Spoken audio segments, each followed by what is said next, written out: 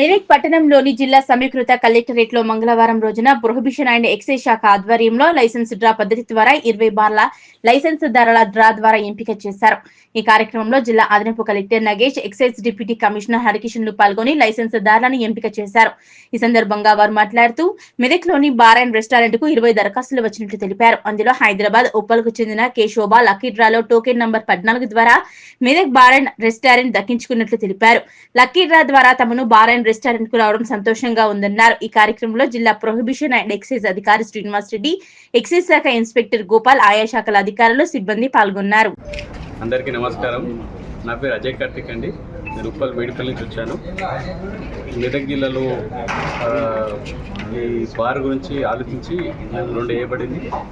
దాంట్లో ఒకటి మాకు వచ్చింది 14 నెంబర్. మొత్తం 20 మందిలో మాకు కూడా వచ్చింది. దీనికి మేము చాలా సంతోషం పడుతున్నాం. ధన్యవాదాలు. జరిగింది.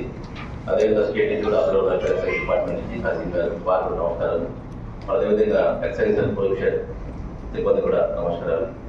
ఇది మనకు వచ్చిన పరిస్థితుల ప్రకారం ఒకే ఒక డిపార్ట్ ఉన్న బార్కు, మెదక్ టౌన్ ఉన్న బార్కు మన అప్లికేషన్ కాల్ చేశాము. దానికోసం ఒక 20 దరఖాస్తులు చేయడం జరిగింది. 20 దరఖాస్తు సంబంధించిన దరఖాస్తులను కూడా రావడం జరిగింది. వారి టైంలో కూడా వారు రిప్రజెంటేటివ్ కూడా ఆపరేట్ జరిగింది. దానికి సంబంధించిన ఒక హ్యాండ్కి సంబంధించింది ఒక టోకెన్ నెంబర్.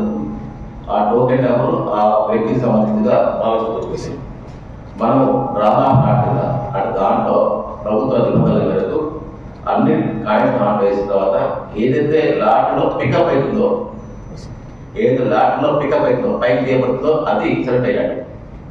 అవి వన్స్ అగైన్ రిపీట్, మనకు 20 మందికి సంబంధించిన టోకెన్ కాయిన్స్ ఆ 20 నెంబర్ల కాయిన్స్ మొత్తం కూడా మనకు ఎంపీ పైసలు వేస్తాము.